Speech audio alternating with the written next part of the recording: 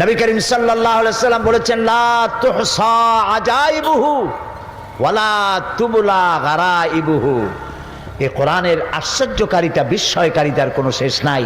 কোরআন কোনোদিন পুরাতন হবে না, জীর্ণ হবে না। আপনার সব থেকে পছন্দ করা গানটি যদি 100 বার শোনেন, 50 বার শোনেন, 200 বার শোনেন, এরপরে আপনার মন বলবে যে না, আর ইচ্ছে করে না শুনতে। এটা ঠিক কিনা বলুন?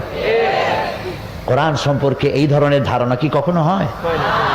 একটি মানুষ, যে ব্যক্তি নামাজ পড়ে সঠিকভাবে, 5 ওয়াক্ত নামাজ যে পড়ে, ফরজ, ওয়াজিব, সুন্নত, নফল 5 ওয়াক্ত নামাজ যে পড়ে, তাকে দৈনিক কম করে হলেও 40 বার সূরা ফাতিহা পড়া লাগে।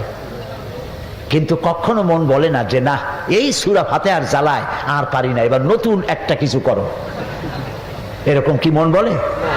রাসূলুল্লাহ এই কথাই বলেছেন, কোরআন কোনদিন পুরাতন হবে না, জীর্ণ হবে না, শুনতে ইচ্ছে করবে না, এই অবস্থা কখনোই হবে না। সুবহানাল্লাহ।